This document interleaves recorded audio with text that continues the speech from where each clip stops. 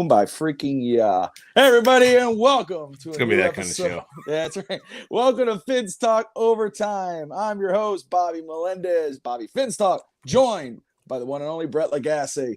Bret, how you doing, brother?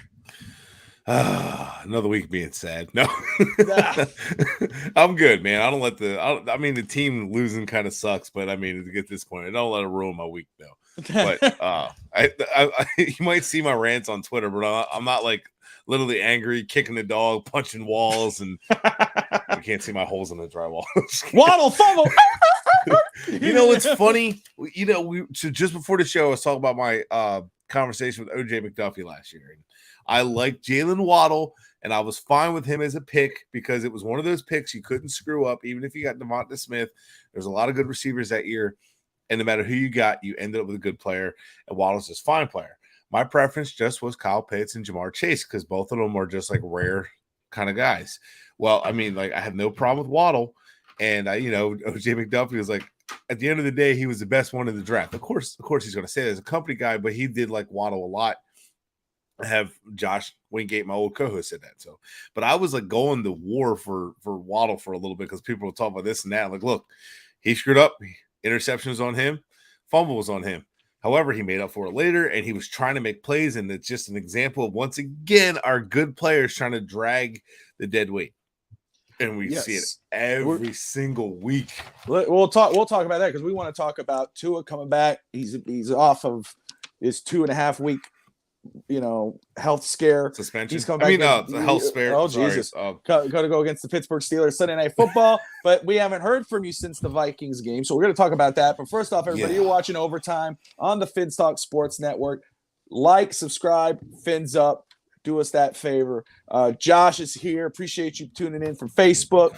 Evan, as always, happy 40th birthday. He was celebrated this past weekend. Steve, good to see you, brother. Wasn't tuning in my guitar strings, but I'm ready to sing some Kumbaya to make everybody happy and forget all the obvious issues with the Josh, Dolphins. Don't you worry about my Phillies. They're coming back. Coming back. Look, they're going 1-1 out of San Diego. I'm cool with that. I'm cool with it. I mean, they got a chance to win this, but getting a win in San Diego is huge before going back to Philly because the bat's swinging Philly. Hey, look, I'll just say this about Waddle because we talked about it at the top of the show. I love Jalen Waddle. I was hard on him this weekend, but he was the guy. I remember people were arguing with me on Twitter during that draft process, telling me the Dolphins are going to take Devonta Smith. I said, don't be so sure. They go right away, start believing everybody that all the guys talking about Devonta Smith and Tua. I said, Jalen Waddle. If you go back and watch Jalen Waddle, I was saying Jalen Waddle is the guy for the Dolphins. Now, who did I prefer? My preference was Kyle Pitts, number 1. Jamar Chase, obviously, number 2. If you're talking about receivers, obviously he's 1, but Kyle Pitts was my grand choice. And then, of course, Jalen Waddle, Devonta Smith. All 4 have been proven to be very good, great receivers, weapons in the NFL so far. But Waddle is the dude. He's done great since he's been here. He's done well. He's getting better. But those were 2 major mistakes on his part. But he'll grow from that. He'll learn from that. I trust that. And obviously, he's a very good weapon for Miami. So he rarely makes mistakes, but those were 2 killer mistakes, especially the fumble. Two things about Waddle. One thing I liked about him is he's tougher than, like, he's not like your typical. So he has similarities to Mike Wallace, right? And it's ironic he wears 17. And it's funny because watching him in college, I always wondered if he wore 17 because of Mike Wallace. But the one thing about Waddle that worried me was his body catching. He lets the ball into his body more often than I like, and people didn't talk about that much until yesterday or until Sunday. So, like, he's a good receiver. He's a reliable receiver. He's a playmaker receiver. We've seen him being able to make plays after the catch. He's explosive, and he's tougher than he looks, but it's just the body catching, and it's just how he is that won't change. That bothered me a little bit. He'll be just fine as a receiver, but those kind of things might happen here and there. The fumble, he's trying to make a play. And the one thing I'm going to say about that is, let's be mad at Jalen Waddle for fumbling. Okay, hold him accountable for it, just like I would hold Tua accountable for the interceptions. Bridgewater responsible for the other interception. Hold these guys accountable. Little for hitting the defenders with his purse. Like all this stuff adds up. So like actually Eichenberg was not as bad as I was saying because when looking back, he did okay. a little left him out the hang.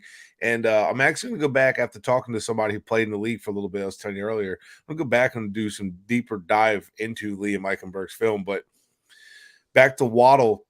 What's up, Dolphins thirsty? We're going to be really pissed off at him. Like, really, we're pissed off at Jalen Waddle for fumbling, for trying to make a play when, once again, we're playing from behind.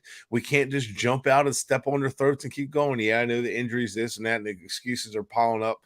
But at some point, we're going to have to play with the lead. We've come from behind every single game. We had the lead in this game for however long that was, 3-0. And it was a penalty-riddled drive that should have led to a touchdown. So this kind of stuff is just sloppy play. It's got to stop. But, like, I'm not going to crush Waddle for a team that is going up and trending in the wrong direction for penalties. I'm not going to crush Waddle for a team that just can't get ahead early. I was upset with Waddle when it went down. I mean, because I love the guy. I love the draft pick. I was pissed. It was a bad play.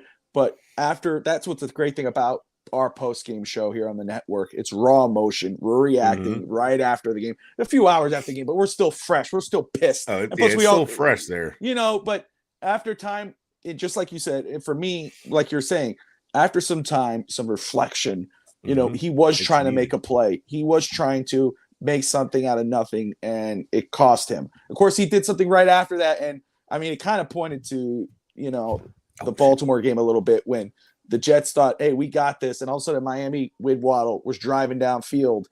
And then you heard the Jets player say, or excuse me, the Vikings player, whoever it was, the Vikings player say, the game's not over. Right. It wasn't over. The Dolphins, we could have scored. It could have been a very close game. That's when they kind of sealed the deal. I want to first say, man, Dolphins Thirsty's there. DolphinsThirsty.com. That's Rob. He co-host with Steve. Real Talk FinsTalk. Awesome show. They had Miss Fins on the other day. Check out DolphinsThirsty.com. Check out their trivia. It's a lot of fun. His trivia there. Ender, good to see you, brother. And of course, Josh, man, Waddle, Smith, Chase for me. That was his rankings pre-draft. Yeah. I like that. Okay, that's ballsy. So I'm gonna throw something out to you, right? Yeah, I was a big Smith fan, but I said Smith was the best receiver at Bama, most pro ready as far as route running perspective. But throw something out to you. You get a Jamar Chase. Are you going after a Tyreek Hill with Jamar Chase? I mean, I'm all about if I can, hell yeah. I mean, right, you're asking me, right? So yeah, so I'm just throwing out there more hypothetical. So, like, if the Dolphins were to get Chase, he'd be more of your number one receiver, but you still could get a Waddle because we live in a league where you need two weapons, right? But I think I don't know that Hill happens if we have a guy like Chase. So I like the idea of Hill and Waddle together. It fits this offense really well. It's what they've kind of built it because Chase would fit this offense really well too from a blocking perspective, which I'd still like to get a big body guy, but that's neither here nor there. But I'm like all about the big time receiver. Here's the other aspect of this. Before you shit on Waddle, he still had caught 60% of his targets. He caught six receptions, 129 yards, so that's 10 targets. And on this season, he has 6 touchdowns. All right, he has 3 receiving touchdowns and 3 rushing touchdowns. 6 touchdowns. He's averaging a touchdown per game. All right. Now, obviously, that's not how it's played out, but he's averaging the touchdown per game. Now, he hasn't been in the end zone since week 2, so that's something I'd like to see get better. However, he's had broke 100 yards 3 times this year, so half the year he's broke 300 yards. He's averaging, holy hell, he's only had less than double-digit receiving yards per reception 1 time, and that was last week against the Jets. So he's still doing well, even though he's had 3 different quarterbacks this year, even though he's had 2 different quarterbacks finish a game that started it. You know what I mean? Like every game he's had since since Cincinnati, the receivers have had different quarterback finish a game than that started the game every single time. And Waddle has 500. He's top 5 in yards, and Tyreek Hill is number 1 in yards. So our offense is clicking as far as throwing the ball. We can't finish drives, though. We can't get in scoring position. And we're also one of the last in the league in rushing attempts. We're one of the last in the league in rushing yards. and we're one of the last in the league in rushing. Isn't that efficiency. crazy? Weird. I'm glad you brought that up. And I'm just everything else that we can complain about. We're gonna yell at Waddle for having his first bad game as a Finn. Well, that's the thing. You see, people. If you look at this offense as a whole, I mean, obviously Tyreek's numbers are off the charts, right? I mean, he's slated to break the most receiving yards in a season, and that's with 3 different quarterbacks playing 6 weeks in. I mean, that's crazy. He's just putting his own numbers over there. Also, but this offense, besides the Baltimore game, which was again, and it still counts, especially that last touchdown in the end zone. That was all hands on deck. Baltimore was trying to stop him. For me, it was 35-14 going into the fourth quarter. To that point, Tua had 220 some odd yards, 2 touchdowns, 2 picks. The Dolphins were down 35-14. Baltimore obviously let their guard down, took their foot off the gas, and Miami took advantage. That's on Baltimore, and that's good for Miami because it shows Miami does not quit. So my point is, though, is that so far, really, this offense has not hit full cylinder. We talked about McDaniel as an offensive guru. We didn't need that star running back because Mozart was familiar with McDaniel's offense. Chase Edmonds, I even had Miami's ranked a rushing offense being the highest rated top 10 because of McDaniel. It's ranked 29th in the NFL right now. Total offense. The Dolphins offense, the rushing defense, total offense actually is right now currently is I think it's 8th. And that because of the passing offense. I'm going to throw something at you that you're going to be shocked at. Dolphins are second in the league in passing yards. Yes, they are. But here's the other side. The other side, they're also. This puts it in perspective too that it's really not that bad. 1, 2, 3, 4, 5, 6, 8, 9, 10. 12th in attempts. 12th. So they're not even in the top 10 for attempts, which means they're still having explosive plays. So let's look at it. They are 8.2 yards per attempt. Now, a lot of it is because they're throwing the ball way more than they're running. Yep. Because they're near the bottom of the league for attempts, right? So they're almost like the opposite of Baltimore, where Baltimore is right in the middle of the league of rushing and near the top in yards per attempt and yards, yet they don't run the ball a lot and they're getting hung up on. They're almost doing the opposite. But Miami, they're doing the same thing. They're not running the ball enough, and the run game is semi-efficient. But the tight ends are holding them back because I just watching that Gesicki got destroyed, and it was just the defender that Gesicki's supposed to be blocking. Hunt had to come in to finish that up, and Hunt couldn't get to the second level to block the linebacker, and it just destroyed the run. That's why we're not seeing that run game that's top 10 because we don't have the personnel to do it. That's a big problem with that. And I understand, and we're going to talk right now because Tua is coming back. To me, that does provide a spark for the offense. You're getting your starting quarterback back. It's going to be exciting, especially for the fans. I think, and I think Steve just brought that up. Tyreek and Jalen are showing out, especially Tyreek with 3 different quarterbacks. Yes. It's without Tua. And, the numbers, and what I'm trying to say too, besides that Baltimore game, the numbers have sort of been the same. The Dolphins were averaging 22 points a game. Is that about right? Do you have those numbers in front of you? I thought I could look it up. Yeah, very quick. I just want to know what they're averaging. I know the Baltimore game is that fourth quarter surge, but I think they're averaging around 22 points a game. I could look it up. Hang on.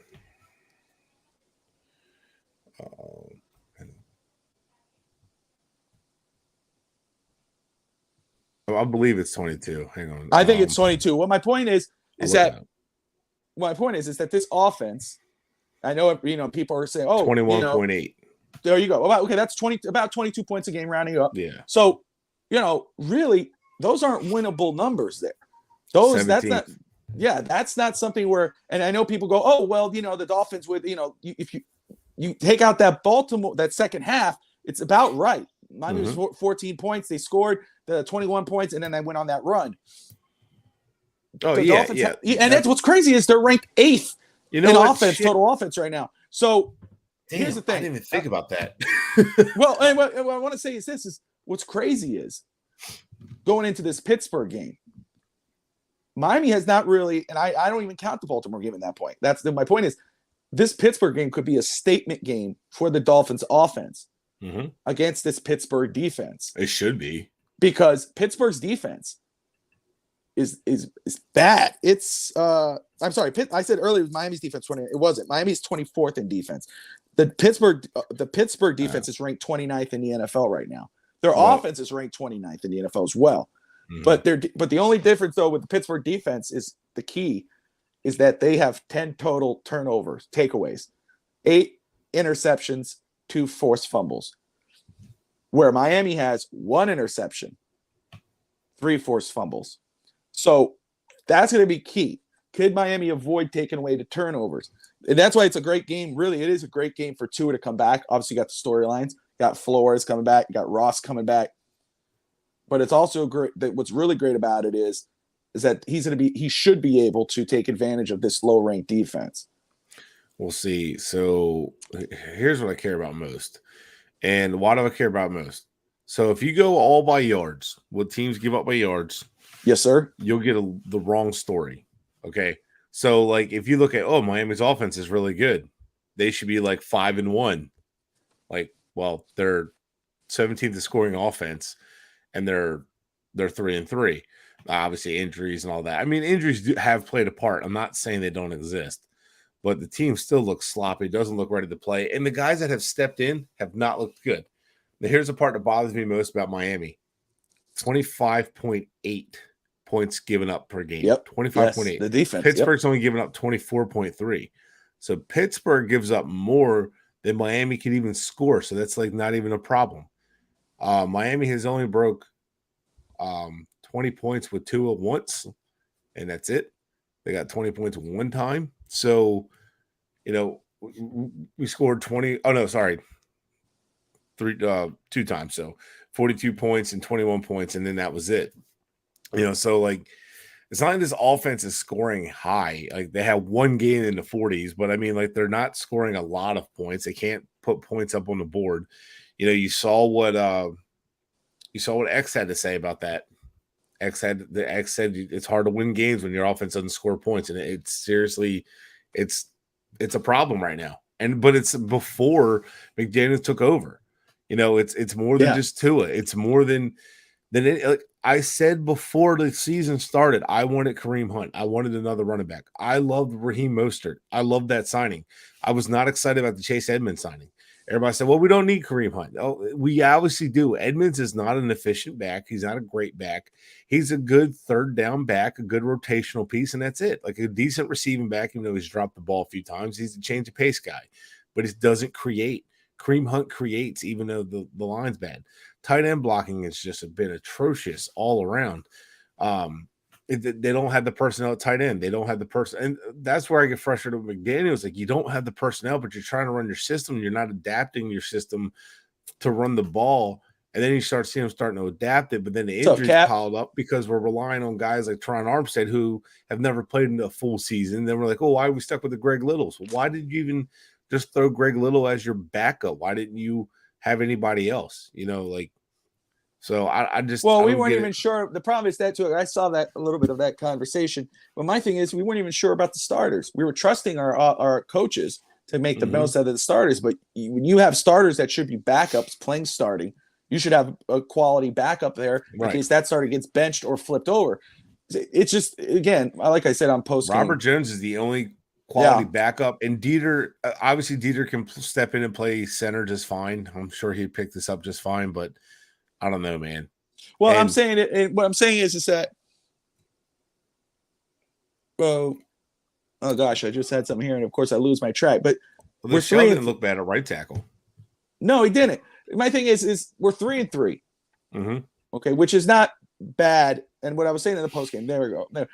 We're 3-3, which is not bad in this AFC. The AFC is not as strong as some people thought. But Buffalo is still strong. Kansas City. The problem is, it's not that we're 3-3. We're going to win. And I know as soon as we win, everybody's going to go, oh, there it is. We're back on track. The problem is not 3-3. The problem is that the issues that Miami has on their roster are the same issues they've had for over a decade, more than a decade. But, offensive line's been a problem that long? I didn't know. It's a shocker to me too. But so let's start with this. Let's start with the Tua coming back. Teddy came in. He came in as a $6 million backup. I like the signing. To me, he played like a backup. I'm not as down as everybody else. I don't know. I think some people have higher expectations for the backup quarterback or the 7th round rookie quarterback more than they do their starter. I saw a lot of some excuses thrown at for the starter that were taken away for the backup and the rookie. They should have been. Yeah, both of them. I see a lot of people. Oh, it's the quarterback's fault. It's this, isn't it? Like, wait a second.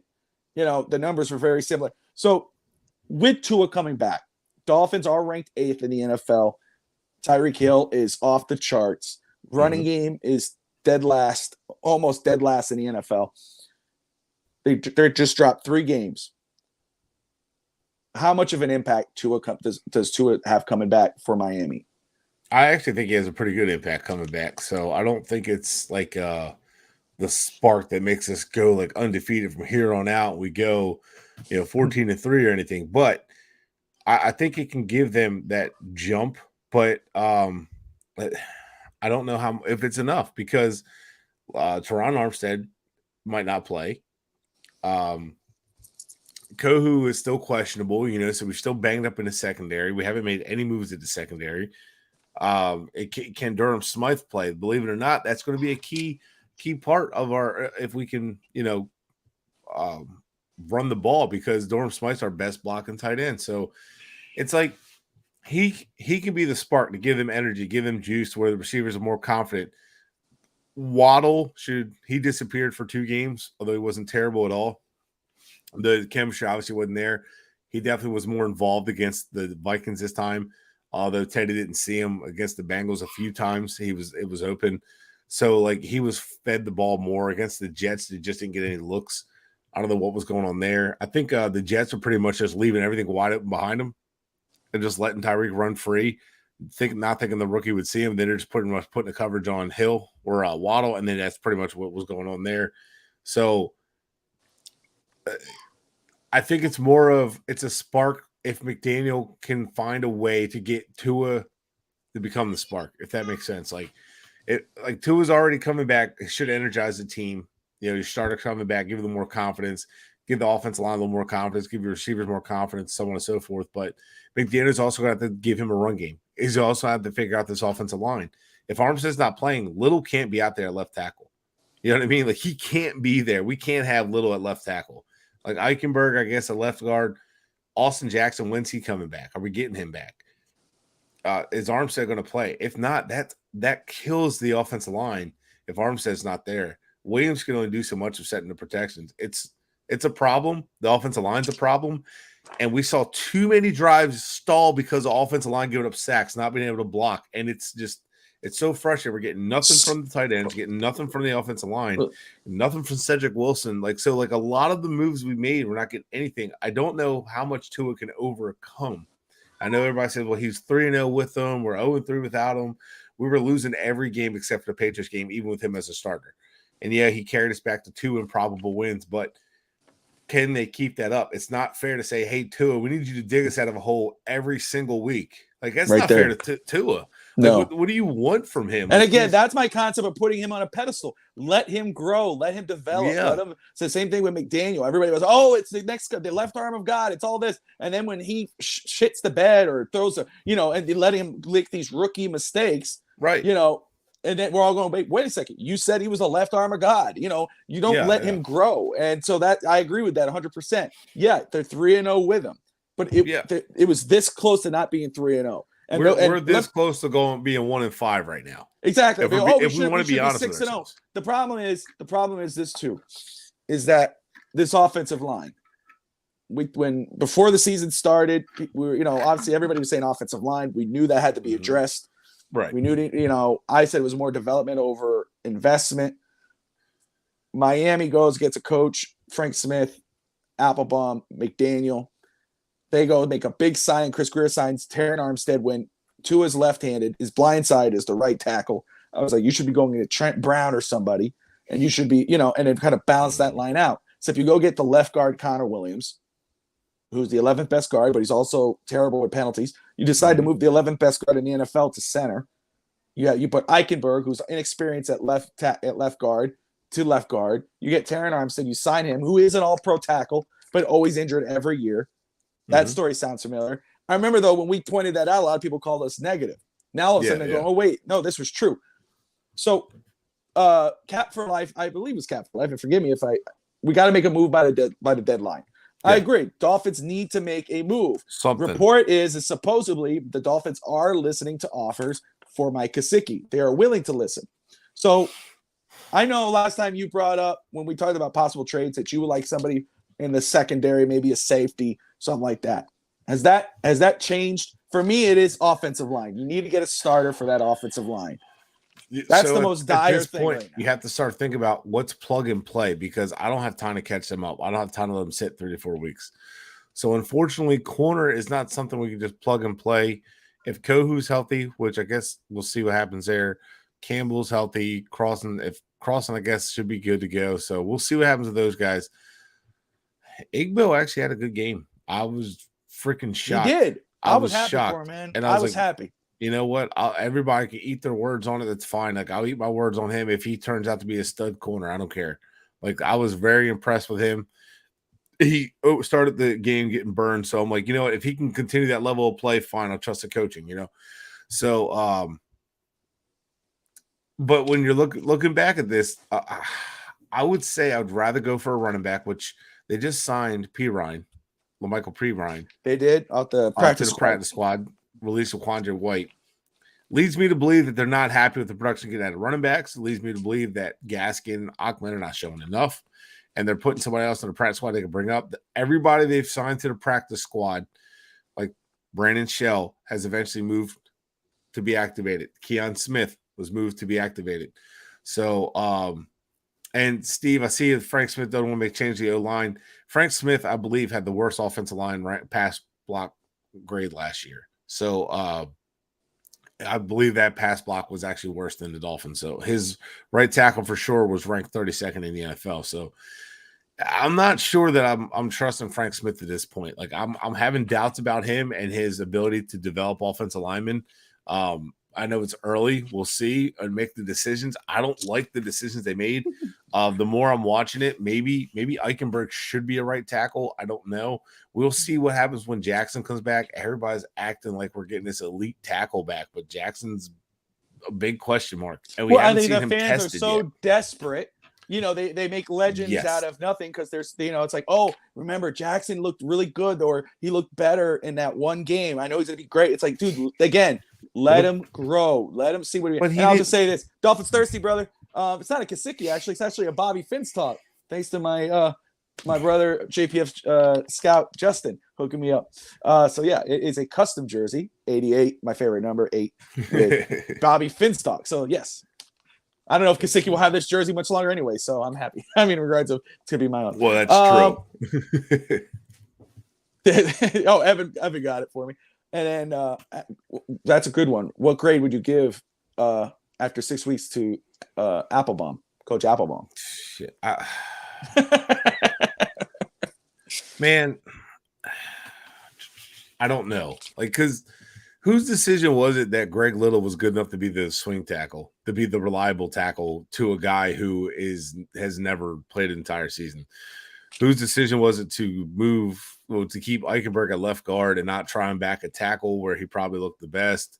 Whose decision is it to move Connor Williams to center?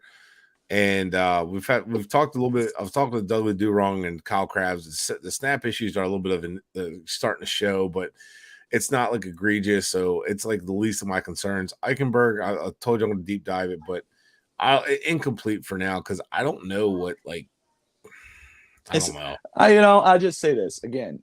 I don't want to hammer down, and I know, and I'm Evan on post game. His main, and he talked about it the week after as well, or the week before, excuse me. The one big thing for him with Coach McDaniel, and forgive me, Evan, if I say this wrong or put words in your mouth. You're in the comments, so you could correct me. But I'm sure you will.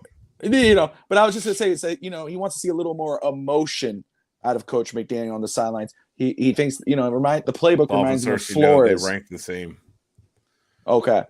I'm not ready to I have to see the whole thing with McDaniel. The one thing I noticed about McDaniel that I liked, it wasn't the offense. It wasn't, look at the numbers. When you sign someone that's Tyreek Hill, you trade for a player like that, one of the top, arguably probably the best wide receiver in football, and he's showing it. Cooper Kupp has Matt Stafford, Justin Jefferson, all these guys. They have reliable quarterbacks. Tyreek had this season without Pat Mahomes. He is on pace to break the receiving yards record, 1,900 yards, whatever it is, with 3 different quarterbacks: Tua, Teddy, Skyler. That's crazy. So when you have a star player like that, plus Waddle, who's up and coming and is a superstar in his own right, up and coming, your offense isn't so flashes, but the offense hasn't been great. Again, if you take out that fourth quarter, which I'm not saying we got to ignore it. No, but if you do, the numbers have not been great. The Dolphins are averaging 22 points a game. That's not the numbers we thought with this type of offense. Mm-hmm. What I was very impressed with McDaniel was not the illusion of this great offense. It was the chemistry, the chemistry he had with the players, the relationship he had with the players, the vibe in the locker room, the vibe in the organization. It changed when he came in. That's what I was impressed with McDaniel. I know he's a rookie coach. I wasn't interested in a rookie coach. Okay, I wanted a veteran coach who's done it. That's why I was for Doug Peterson or Dan Quinn. I wanted somebody who's done it. Yes, they failed, but that's why they're veteran coaches. They've done it before. I wanted somebody who learned their lesson and can hire a competent staff. But you got to realize that McDaniel is a rookie coach. He's going to learn. He's going to have to grow. It's crappy that he has to do that in Miami, because if you think the fans are what do you call short-tempered or impatient, meet the owner, Stephen Ross. Now, that's a story for another day. But I think McDaniel he has to have time to grow. He's trying to instill his personality in his team, which is showing. I know you want to see him a little more angry. So, to me, I told Evan, though, you're asking for Flores. You're asking for Flores, but then people got critical of Flores because he was mean to Tua. So you got to give him time. What's your assessment? It's unfair, but whatever, of McDaniel right now. Is the honeymoon over? Is the fan honeymoon over with him, you think? So I hate the mentality of the honeymoon over and all that, just because the honeymoon's over now. He's got to start doing this and this. Is it though? I get it. No, I don't get the why is it over already. Talking with people who've coached before, they're saying, that's on coaching. It's sloppy play. Team doesn't look prepared, running the naked boots, not having an answer, always getting down early. And but they're 3-3, and they found ways to win 2 of those games. Now, the biggest problem is those 2 games were very improbable. The defense getting a red zone stop, a couple 4th down stops. That's not likely to just keep continuing. That's not like you can just do that week to week. The defense isn't getting turnovers. So the fundamentals are starting to get sloppy. Defense is having penalties bad against the Jets. Offense is having penalties bad against the Vikings. So that's on coaching. But with that said, against the Vikings, with backup quarterbacks, they went 30 for 47, 418 yards, 2 touchdowns, 2 interceptions. Now, they lost the turnover battle 3-0. But that's 2 different quarterbacks that are backups that had 418 yards passing. Points weren't there, but they lost the game. But, I mean, they're playing from behind. Like, if he can find a balance, it's great. He's getting there. He's learning. He's young. He's making mistakes. Taking a little bit to get the play called in. He's got to learn how to get the play in faster. He's got to learn how to balance everything. He might have to delegate some tasks during the game, have someone to help him out. But I mean, he has the guys who have the experience. It's just a matter of putting it all together. And I don't think he's done very bad at the same time. With the offense is number 2 in passing, but the points scored is near the bottom. Points allowed is near the bottom. So it's right in the middle for points scored. So it's find your identity and figure it out. but he's done well with the talent he has to work with. Because I hate to tell you all this, we have 2 elite players on this roster. 2. That's it. X, Hill. That's it. Yeah. So, and you can live with That's that. what I'm saying. And that's what I'm saying. You say, we're second in the league in passing, but that attributes a lot to Tyreek Hill. I don't care what anybody says. Down all the time. Yeah, that's Tyreek Hill. And I want to say something too. Jason Sanders. 2 of 9, I believe. I think Evan loves to point that out. 50 yards. From 50 yards. That was my thing. Yes, you want him to make those kicks. I know that on Real Talk FinsTalk with Steve and Rob with Miss Fins, which is a great show. Go check it out on the network. Like and subscribe to watch them every Tuesday right before the Fins bandwagon with Evan and Fish Tank. But they were saying it was more of a mental thing. Miss Fins believes it's more of a mental thing with him. For me, I'm not as hard on Jason Sanders. I want him to make those kicks. I get it. I know it's frustrating leaving points on the field. However, the reason why I'm not as hard on him as Evan would be is because if they're 2 and 9, if that's still the number, that's 10. That's 11 times, or 11 times we've asked him to kick from 50 yards plus. That's more of a knock on the offense than it is on him. We can't get past that 50-yard point to allow him to kick. God. We can't do that. So I know it's easy to look at him and go, man, you're supposed to make that. And then Jason Tucker could make that, Butker can make that, but he's not them. And that's once everyone. I'm telling you, Baltimore and Lamar Jackson are making it closer to the 50, past the 50 on more occasions than not. Yes, but if you're going to ask him once every while, hey, brother, can you hit 60-yard kick? Oh, yeah, I'll do it. Bam. Okay, but 11 times in 6 games, you're asking a lot from your kicker, who's a damn good. A lot of teams would take Jason Sanders in an instant. So I'm not as hard as him on him than Evan is. Am I wrong? Is Evan right? Or what do you think?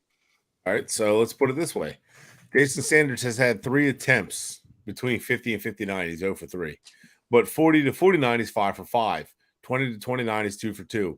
We've had 0 attempts at 1 to 19, 0 attempts between 30 and 39. We've had 5 attempts between 40 and 49. And then, so think about that. He's made 7 field goals on 10 attempts. 7 on 10 attempts. He's kicking 70%. Last year was 74, 70%. He's made 7 field goals out of 10 attempts.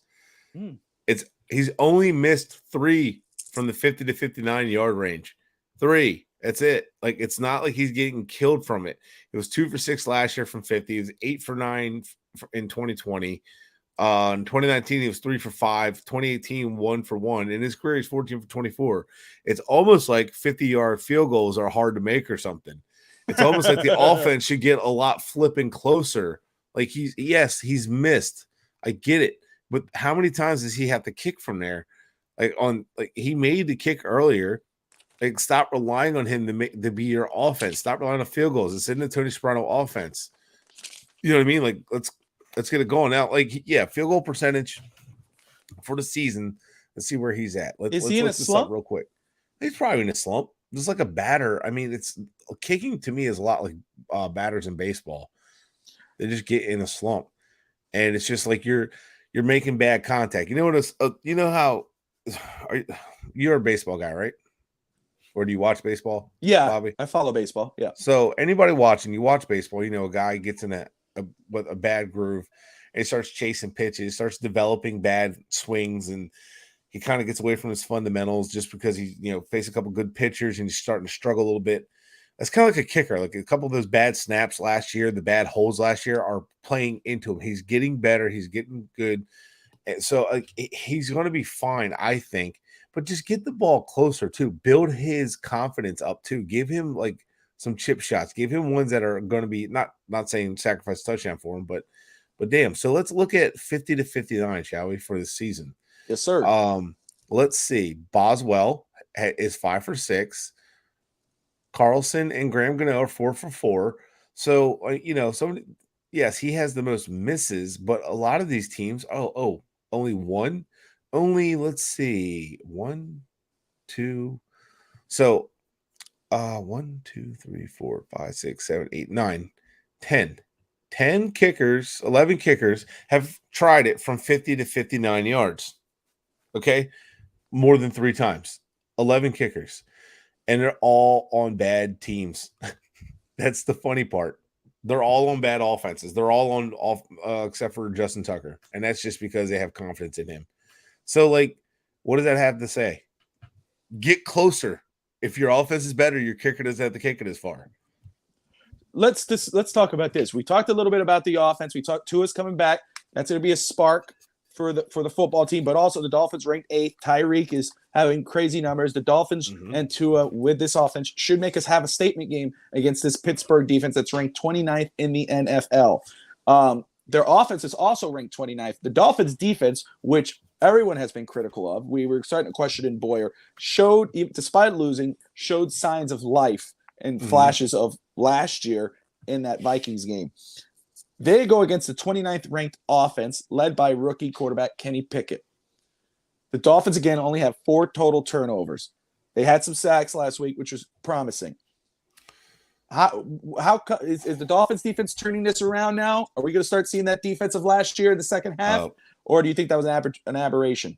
No, I actually don't think it was an aberration. So we know this defense gets better over time. We know this team gets better, but we know at the same time this team gets slow starts on defense. But I don't think it's an aberration. But I think we're not going to see the team like we saw last year. We're not going to see the defense we saw last year. You're not going to see it. I don't think it's going to be the same turnovers, and I think that's hurting us.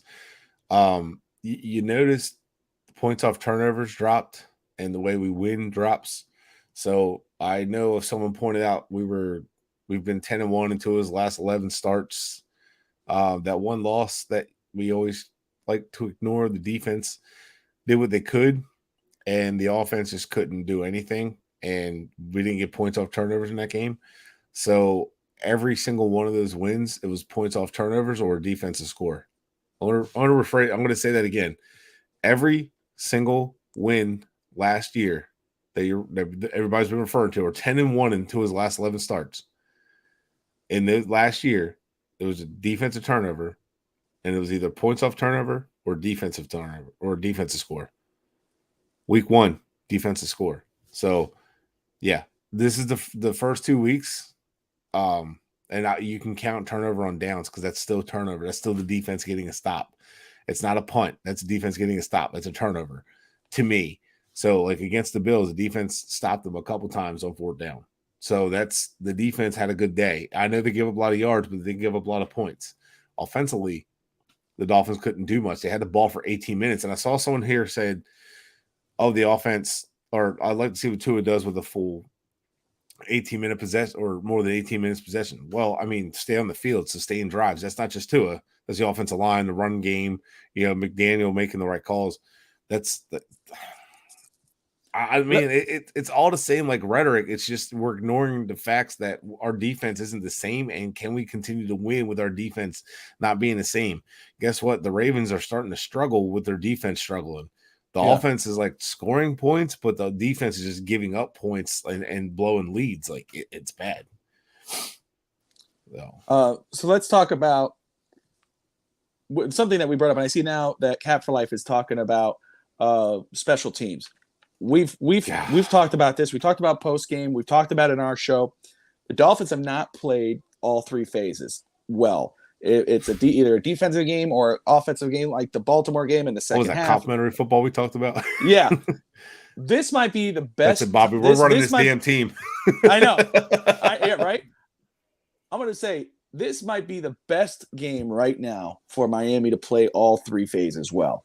29th defense, 29th ranked offense with the Steelers. The Dolphins could have – can the defense – before we get into special teams – because I want to talk about Cap for Life. He's saying there might be a coincidence that we have the 2 best returners in the game, and yet our special team sucks.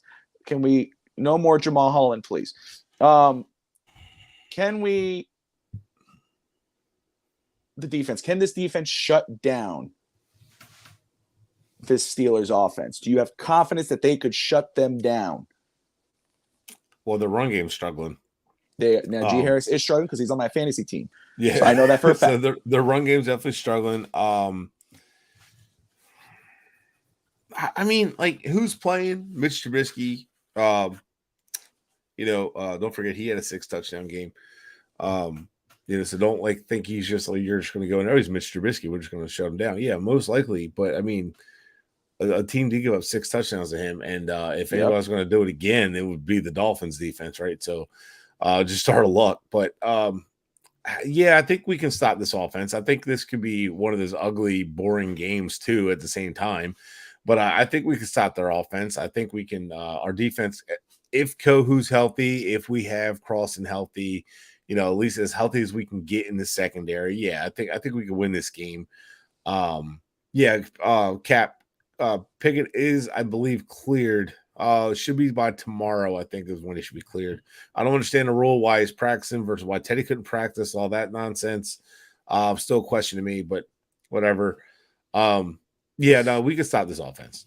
We definitely can. I don't expect us to dominate them, but I think we can stop this offense. I mean, hell, we were stopping the Vikings offense. We were. No, absolutely. Real. Yeah. That's why I said they showed signs of life, that defense.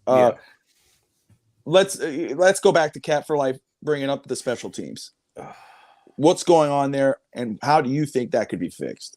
Ethan Carter coming back from his concussion. I mean, that would help. Fedulum came back, and that was just. I'm not going to blame him. That was just poorly blocked, poorly executed. We're getting Fedulum on the field. Again, as the leader, but I saw someone saying Fedulum and Ethan Carter, that's why they're still on the roster because of that big return by the Ravens and this and that. And then they come back, or you get Fedulum back, and it's still the same thing. The special teams is taking a step back every single year that we've watched this team, since Crossman took over. It's just that they're not applying pressure on punts. That big punt, shout out to that punter for that 72 bomb. I mean, holy hell, but I mean, there was no pressure on them either. They're not aggressive. They're not creative. They don't do anything. So I don't know. I just, whatever. All right. Harrison says, Bret, thanks for the win in our fantasy matchup this past week. Yeah. All right, Harrison. Not that many options left this week. I know. Let's talk about this now. Okay, I'm going to hold mine until Saturday. I got FinsTalk today with Fish Tank for my prediction. So it's on you. This is going to be Sunday night football. Flores is coming back to Miami, even though I keep reminding people, because some people like to say, oh, his defense sucks. It's Terrell Austin running that defense. But Brian Flores is coming back to Miami with Pittsburgh. Stephen Ross is off suspension now. Yep. Tua's back from the 2.5 week injury, whether it was his neck, his back, his concussion, whatever it was. This is gonna be a huge game for Miami. They're 3-3. There's a little bit of holes like in the Titanic. Water's starting to seep in. Mm-hmm. Do they patch the holes? Does the bleeding stop? It's Miami winning this Sunday night. What's your prediction?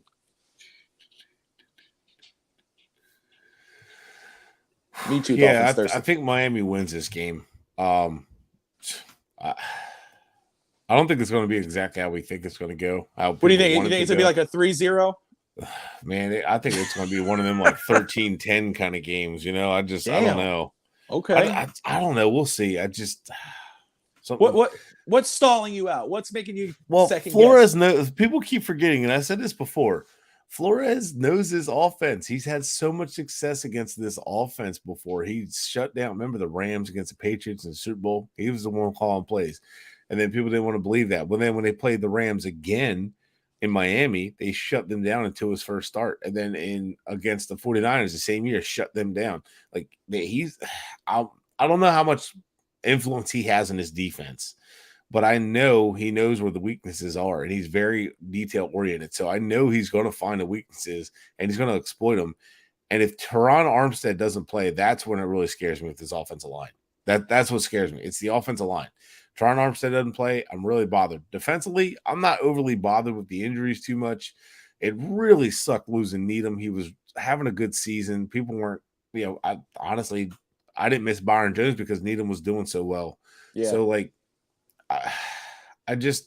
I'm not overly worried about the defense. I do want the defense to get more pressure.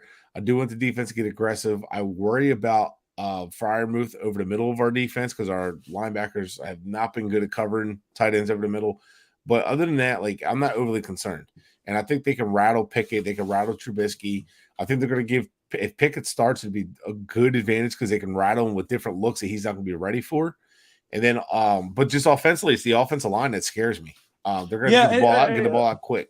I think it's a great point because my thing is always like, you talk about Mac Jones in the first game, Zach Wilson with the Jets. Evan brought up that he expects either Mitch Trubisky or Kenny Pickett to throw some turnovers, but Miami's struggling in that point. Mm-hmm. Miami has not made rookies look like rookies. Miami have not taken advantage of that.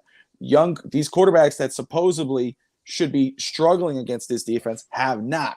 So that's something that people need to take cause for pause and kind of look at the real situation here. And should Miami be able to? Absolutely. But have they? No. Well, Zach Wilson didn't look good at all. Zach Wilson and Mac Jones didn't look good against us at all. But like no, the other quarterbacks have. And then going back to the offense.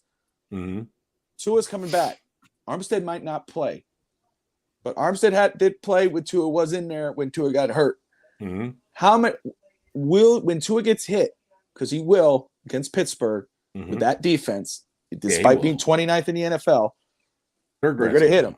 Right. How many is it going to be when he hits and you kind of go? I'm going to cringe. Like, come on, protect yourself. I'm going to be more or less focused on if he's protecting himself because that's where I get like concerned with him. He doesn't protect himself, and he mentioned that because he doesn't want to give up on the play, and it's something that he wants to like work on. It's something he's had to work on since college. It really worries me because he doesn't like people don't realize what that means, like what I'm going with. So like, but what I'm saying is like he just needs to protect himself. So when the play's dead, just get down. I don't care if he has to take a sack. It's frustrating. If he misses a read and it's like, Tua, what the hell? Get rid of the ball, throw it to you to read. Yeah. And he tucks and takes a sack. Well, it's better than him like getting slammed to the ground again. You know what I mean?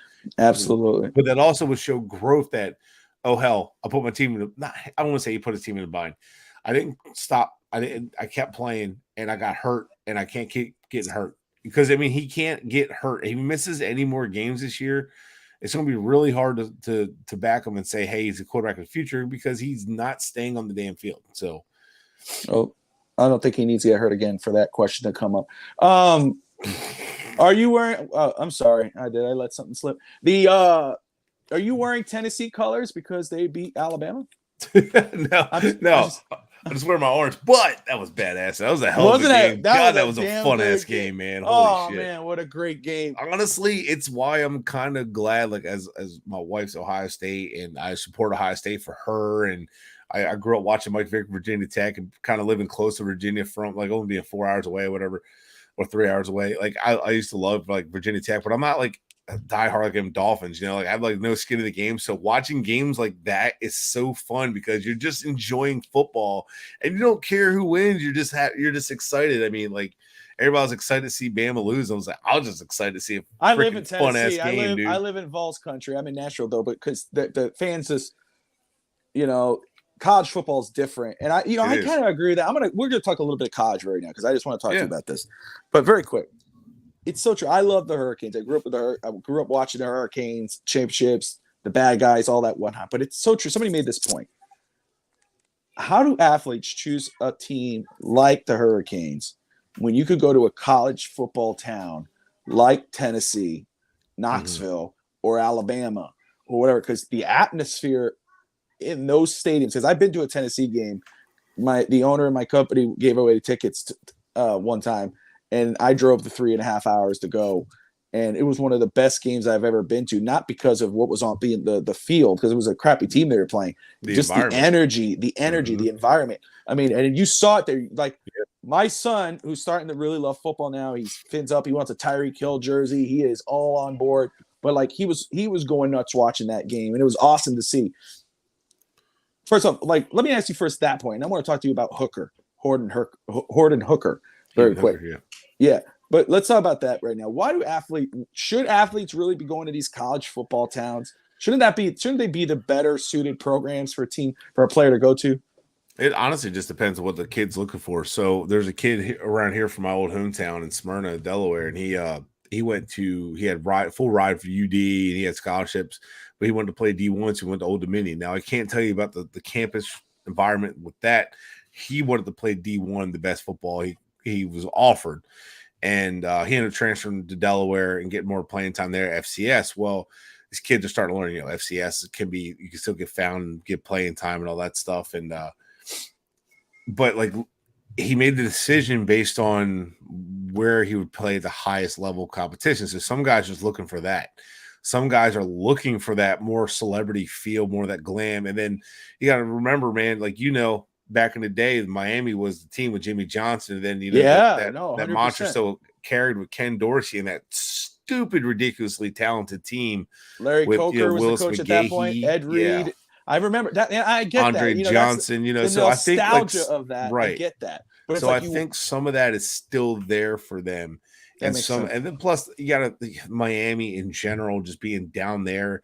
You get to live in Miami. I don't know. Obviously, I don't know exactly where the campus is, but you get to live in that part of Florida, and everything's covered. Your education's covered, and then, but you're right. I completely 100% understand what you're saying. Like, I can go to a college campus and do that, but here's part of the problem. You're starting to see some athletes speak out, where they say they're starting to talk about Alabama, where it's not like you're actually getting your true education there. Whereas Miami, they're really serious about their education program, from what I understand. So it's more important to them, right? It's more important than their sports. So while Big O had pointed out, and I'm not saying this in a bad way for him, he had pointed that out, and I never knew that. And Big O was like, they care. It's a school full of doctors and stuff. They don't care about sports, and they don't put as much money into sports as other schools like Alabama. So maybe that plays a part where they're like, hey, I want to go play football, and I want to get a good education. And so I think it just really depends, and it depends on what offense they're running, what your chances of playing, also the sales pitch that they give them. But me personally, I like the idea of the campus feel, the college football, but also I do think the education aspect will be important for me too at the same time, because I don't want to bullshit education and then get my if you're gonna pay for my degree, I want a legit degree. I don't want one that I'm I wasted my damn time on this degree. Especially when I spend hours training and practicing and working out and then studying. 100%. Cat for Life, I see you, brother. What's up? When I'm in South Carolina, absolutely, brother. Definitely hit me up. We'll figure something out. But that's awesome, man. Appreciate you. I love the community we build here. And again, you guys are watching Overtime on the FinsTalk Sports Network. Smash that like and subscribe button. Let's talk about Hooker very quick. Yeah. Because starting out, wasn't that big a name. I mean, you're lower rate, but I mean, he's really he is trending up right now. Mm-hmm. And he was making some big boy throws in that football game, and he has been, but especially that one, a clutch throw into the end zone, clutch plays. Man, do you see him flying up draft boards right now? Oh man, so Josh Heupel has these guys playing. They have a lot of talent, so. I don't know that I'm going to say he's going to move up, but man, I don't think. See, he's a good player, right? But I saw someone say he kind of reminds me of Lamar Jackson. I don't know about that. As a passer, okay. Forget the running. Yeah, he's an athlete, but he is. No, he is a passer, and I'm I see him. He's hot and cold, and he was at Virginia Tech, so I obviously watched him. But he's lengthy, he's got the good size, his build's a little slender, but he's 218. But he's got some tools that work. But one thing I like about the kid though, his career completion percentage is 66.5, and at Tennessee right now is 68.7, and he's thrown for almost 5,000 yards at Tennessee. So he's thrown 15 touchdowns to 1 interception this year. 31 touchdowns to 3 interceptions. So I don't know that he's moving up draft boards because I don't know how they view him. But can I see him move up through the draft process? Yeah. Do I see some teams kind of he could be a steal. But see, that's right there for me. To me, and I don't want to draw. I'm not going to. Real quick, Fulmer knows talent. Fulmer found him. 100%. He 100%. is such a genius with talent and one of the biggest salesmen. The turnaround for Tennessee so far, the University of Tennessee, when he took over, it's been crazy. But Hooker, on the other hand, what I see in him in regards of pro prospect, he has that raw talent. You can see the talent he has, but it still could be molded. That's something like, and I'm not comparing the player. What I'm comparing is the talent. He has the raw talent that a Josh Allen had. Josh Allen wasn't a perfect product, but you saw, man, this guy could do some things if you put him in the right situation with the right coaching staff to hone those skills. So it's like Lamar Jackson, Josh Allen, Justin Herbert. Dude, we can go through. There's like we can sit down one day. And I'm not trying to say, Diamond Josh State Allen, or something. Hooker. I'm just saying that when I saw Hooker, and that obviously I'm seeing him a lot more being here, but especially that game, he was making throws that, there's college quarterbacks that have great college careers and that are crappy in the pros and vice versa. But those were some big boy throws that you were going like, wait a second, I could see him doing this on Sunday. And that receiver was going 5 touchdowns. Oh my God. Yeah. That was insane. Now his 13 touchdowns or how many touchdowns? 15 touchdowns in 6 games. You take the 5 away that he did for one game. I'm not saying they're outliers or anything, but he still has 10 touchdowns in 5 games, so he's still on 2 touchdowns. 70 completion percentage this year. Holy hell! I think he has 1 interception. Right. So I'm going to show something to you that I use in a calculation when I grade players. I haven't graded players in a couple of years. So in 2020, I graded players in their big games, bowl games, conference games, ranked opponent games, stuff like that. And that gets a different grading scale, and it weighs more than general stats, because if you don't do that, you have guys like Mike White who are graded higher stats-wise than somebody else. So you're like, well, he's graded higher than Tua. It looked to love competition that Tua did those stats on. Yeah. So let's calm that down. You know what I mean? So, yeah, it was just me sticking up for Tua. Real quick, against LSU, 17-27, completed 63% of his passes, 239 yards, 8.9 yards an attempt, and 2 touchdowns and 0 interceptions. Against Alabama, now LSU still counts as a tough opponent. Alabama, they won 52-49. He got into a shootout, completed 70% of his passes, 21 for 30, 385 yards, 12.8 yards per attempt, 5 touchdowns and 1 interception against the 6th rank. Of course, I think they're number 2 at the time, against a top 5-10 team. You know what I mean? Nick Saban defense. Right Pittsburgh, there. Tough team. 27-42, completed 64.3, 325 yards, 2 touchdowns, 7.7 yards per attempt. Like he's consistent.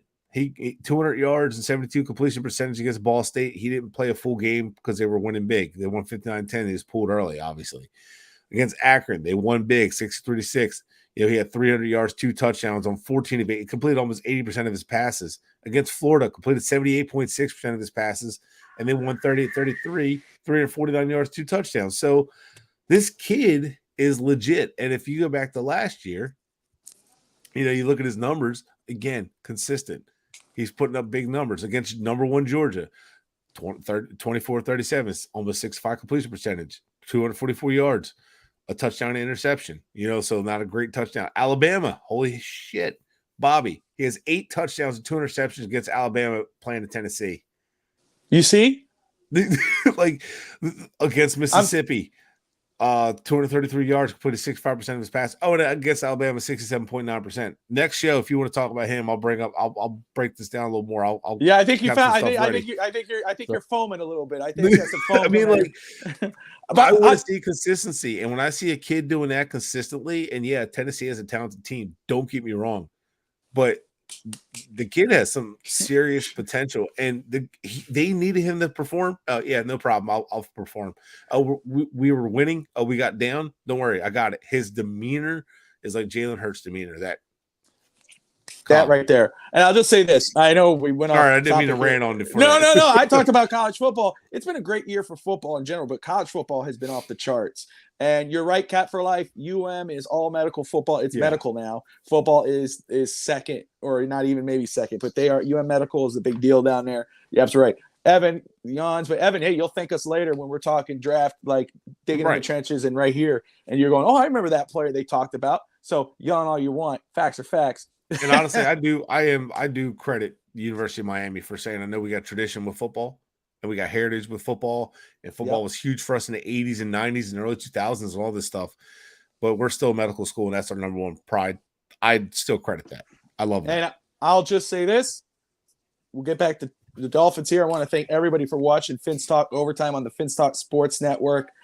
Please smash that like and subscribe button, whether you're watching on Twitter, Facebook, or YouTube. Go to YouTube, smash that like and subscribe button. We're here usually on Monday nights or sometimes Saturday just for a pregame, but usually Monday nights, but we're doing it Wednesday because the new show, Fast Break, our new basketball show, switched to Monday, but they'll be back on Wednesdays. But yeah, so Evan, you will have, of course, you got Tuesday.